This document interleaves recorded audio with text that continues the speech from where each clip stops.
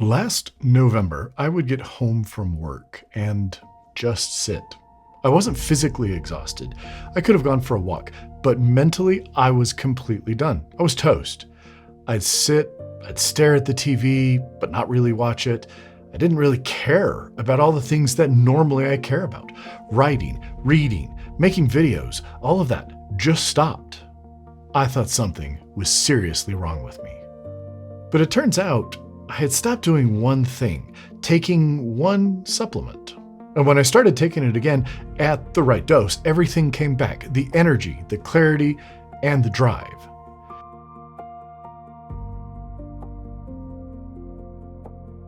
Now look, I hate one weird trick content as much as most people do. I've literally written about how much I hate it, but I'm gonna eat some crow today because this is the closest thing I have found to that, to an actual cheat code for life. And I've got the biology and the research to back it up. We're talking about creatine.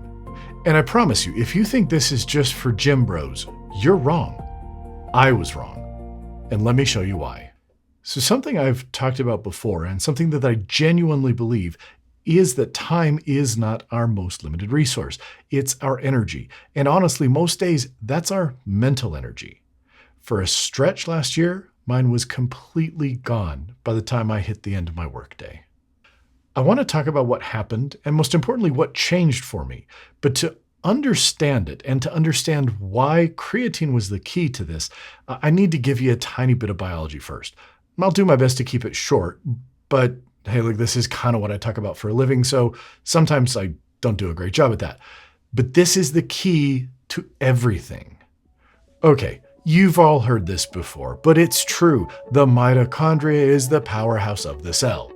But yeah, that's where we're going to go because it matters. To understand why we say mitochondria is the powerhouse of the cell, we have to understand one key molecule. And that key molecule is ATP. It stands for adenosine triphosphate. Look, everything you eat, every meal, every snack, your body's ultimate goal is to take that food and turn it into ATP. That is your body's cellular currency. It is the energy that your muscles use, your brain uses, everything uses. The key to understanding this, though, is understanding how ATP works. ATP has high energy phosphate bonds. When one of those bonds breaks, when a phosphate is released, ATP becomes ADP, adenosine diphosphate. The energy is released, your body uses it. Through a series of reactions, another phosphate is then added back on to the ADP and it becomes ATP again. Rinse, repeat, billions of times a day. This matters because everything I'm going to tell you about creatine hinges on one thing, your body's ability to make more ATP. And the key is its ability to do that as fast as possible. So we've probably all heard of creatine. Almost everybody has. But when you hear of it, most people think, oh, this is a gym supplement. This is protein powder's weird cousin. This is something for people who want to get swole. Look, I thought the same thing for many years. But here's what creatine actually is. Creatine is a naturally occurring organic compound that comes from amino acids. It's found in animal muscle and tissue. Your liver, your kidneys, and your pancreas already are making creatine every single day. This isn't a foreign body. Your body needs it, your body uses it, your body makes it. The problem is quantity. To get the levels that are going to give you measurable, actual benefits, and we're talking at least 5 grams a day here needed to completely fill your muscle stores, you're going to need to eat roughly 3 to 3.5 pounds of cooked meat every day. For the mental benefits that we're going to focus on today, you'd need to get closer to 15 to 20 grams of creatine a day. That's over 10 pounds of cooked meat daily. No sane person is going to be doing that. Enter supplementation. It's the only realistic option. It's cost effective and it's easy.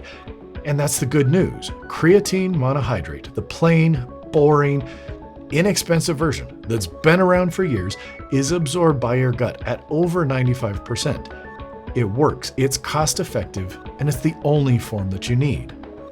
I'm going to say that again because supplement companies don't want you to hear it. You don't need their special formulas. You don't need the gummies. In fact, recent studies found that most creatine gummies have zero detectable creatine in them because the gummy making process denatures and destroys it. You don't need other forms. People telling you that they've buffered it, it's a load of bull. Get plain creatine monohydrate from a reputable company and you're golden. That's it. So that's what creatine is, but what does creatine do? So you take it, it gets absorbed, and it moves into your cells, muscle cells, brain cells. Once it's inside, it's converted to a compound called phosphocreatine. And this is the important part. Phosphocreatine doesn't leave the cell. It's going to build up, and it's there. As you take creatine, your phosphocreatine stores increase. Let's get back to ATP. You're breaking those phosphate bonds. You're destroying ATP, and you want to make more of it, and you want to make that fast. Guess what, folks? Phosphocreatine then donates its phosphate group directly to that adenosine, making more ATP.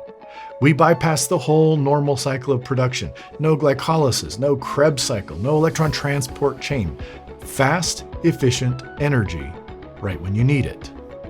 In muscle tissue, that translates to more explosive power, more reps, better endurance, and studies have shown a higher lactate threshold.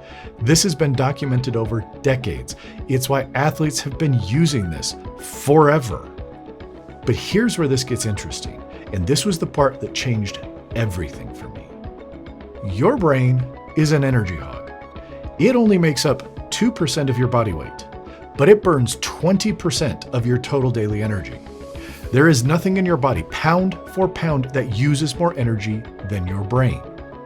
And when your brain starts to run low on ATP, you feel it. Fatigue, brain fog, that sense of being done, even when your body is fine. Does that sound familiar to anyone? But that's not all. There's some really interesting recent research. In 2025, there was a pilot study. It was titled the Creatine for Alzheimer's Disease and Brain Bioenergetics Trial. Yes, it's a bit of a mouthful, but it was a great study where they took people with Alzheimer's, gave them 20 grams of creatine a day for 8 weeks, and tested their cognitive performance. The group that was supplementing with creatine performed significantly better across all of the multiple cognitive tests that were being given. The control group, no change. And the researchers noted this was not a mild improvement. This was dramatic improved performance. But that's not all. There have been other studies that have been able to show faster processing speed, better short-term memory, enhanced reasoning abilities, improved mood, and even changes in some early indicators of depression. A 2024 meta-analysis of 16 different studies found those faster mental processing changes across the board in people who are supplementing with higher doses of creatine. And here's my personal favorite finding: sleep deprivation research. Truth is, I get awakened not uncommonly in the middle of the night, so this is something that really hits home. In a study that looked at young rugby players, they took some of them and sleep restricted them to 3 to 5 hours at the most. They were then compared to others who got 7 to 8 hours on mental tasks, and they were significantly worse. But if those sleep-deprived players were given 25 grams of creatine before they were given those same mental challenges and tasks, their performance was equal that of the people who got 7 to 8 hours of sleep. That is not a small effect. Equivalent performance as people who got a full night's sleep. Okay, to wrap this all up, we need one more key piece of biology, because this is a thing that, again, I find genuinely fascinating. And it explains something that most of us do almost every morning and probably throughout the day as well. We're talking about caffeine. What is caffeine and why does it work? Actually, chemically, why does it work? So as your brain burns through ATP, what's left behind is that adenosine. That's that A part. Your brain has adenosine receptors. And as adenosine builds up and binds to those receptors, this sends a signal to your brain that you're tired.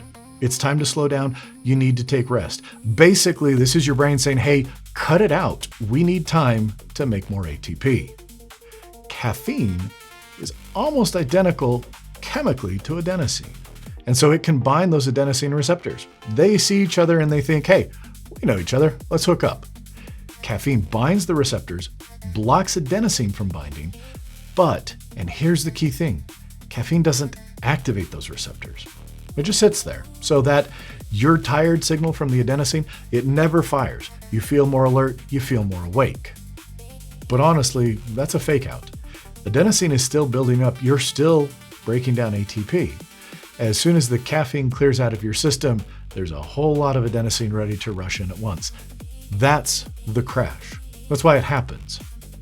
But what if instead of blocking that tired signal, we just made less adenosine in the first place? And what if you did that because you had a surplus of phosphocreatine ready to grab the adenosine and turn it straight back into ATP? This is exactly what happens with high-dose creatine supplementation. You're not blocking the signal, you're solving the underlying problem. Less adenosine buildup, more ATP production, genuinely less mental fatigue. And yes, if you combine that with caffeine, that's a pretty powerful combination. Okay, I know people are already ready to just fire off and come at me. I know what you're thinking. Especially at high doses, 15 to 20 grams a day, well, that's not safe. The kidney question comes up constantly. And look, as a urologist, I get it. Here's why this is mostly a misunderstanding. The way we generally measure kidney function is by measuring creatinine levels in the blood. And guess what? Creatinine is a breakdown product of creatine. So yes, if you supplement with high doses of creatine, your blood creatinine levels go up. That can look alarming on a lab result. But creatine levels don't actually measure kidney function. We use that to measure something called the estimated glomerular filtration rate. Again, the key word is right there, estimated. This is an estimate of kidney function. There are other actually more direct ways to measure kidney function that aren't affected by creatine intake. Those have been studied. Those methods have been used in studies to determine creatine safely. They've been looked at in people taking up to 30 grams of creatine for over 5 years, and in 0 patients was there a loss of kidney function. So in people with normal, healthy kidneys, there is no evidence that creatine supplementation causes kidney damage. Full stop. The one real side effect that can be seen, especially at higher doses, is some GI discomfort. Some nausea, some bloating, and usually early on. Creatine that isn't fully dissolved and absorbed can help pull water into the gut. Well, what's the fix? I found that dissolving it completely in hot water before drinking and then gradually increasing the dose pretty much mitigates both of these. People tolerate it well once they're past the first week or two. So yes, creatine is safe. And while it can cause some GI upset, a gradual ramp-up process and a little bit of strategy in how you take it can absolutely overcome the vast majority of the GI issues. Now, I want to share with you my personal story, because this is the entire reason that I give a crap about this. The research is great, but real life is what actually counts. It's what actually matters. For years, I've taken creatine on and off, always at that standard 5-gram dose. Honestly, I wasn't sure it was doing anything, but I kept taking it because I knew that the research supported it. At the same time, I didn't prioritize it, and I didn't really notice a tangible difference. But early last year, I started reading these studies about higher dose creatine and cognitive function. My grandfather died when I was a teenager from Alzheimer's. Watching that happen, watching this man who was truly one of the kindest men I'd ever met in my life change and become somebody, well, different, that left a mark on me. So when I saw studies connecting higher dose creatine with reduced dementia risk, I paid attention. I bumped my dose up to 15 grams a day. After a few months, it had kind of become routine, and I wasn't really even paying attention to it. And then life got busy. Things got in the way.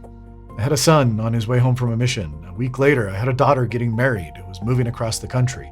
Work was, well, crazy as usual and honestly incredibly mentally exhausting. In the chaos of all of this, I just stopped taking my creatine. It wasn't something I consciously did. It just kind of became one extra thing that when I already felt like I had too much to do, this didn't feel like it was worth it. At first, I didn't notice. Life was crazy. I was tired, I was fatigued, but I figured, of course I'm tired. Look at my schedule, look what's going on. But then I started noticing something more specific, something that honestly terrified me. I would get home from work and I just had nothing left mentally. I was empty. Physically, I was fine, but I didn't have the mental energy to do anything other than sit in a chair and zone out. I stopped writing, I stopped reading. I'd think about trying to do a video or anything creative, and I felt completely overwhelmed. I wouldn't even fake attempts most nights. I really did think something was seriously wrong with me. And then in early December, I was standing in my kitchen and I saw the bottle that I usually use to mix my creatine up, clean, empty, sitting in the cupboard. And I realized, I hadn't taken creatine regularly in months. What the heck, I figured I might as well start. So as an experiment, I started taking it again. I mixed it with hot water again to help with the dissolving, then I would let it cool while I worked out, and would drink it before I went into work. At first, I didn't really feel anything. I wasn't really looking for it. All I cared about at this point was just be consistent and then kind of see what happened. But it was about a month in. I'd had one of those days that were incredibly stressful, mentally taxing, and I got home and I actually wanted to do things. I remember that night, I went ahead and I did some writing and I read some things, not just for fun, but some more technical things. I didn't just sit there. And then the next night, the same thing happened. And then the next. That was 5 months ago.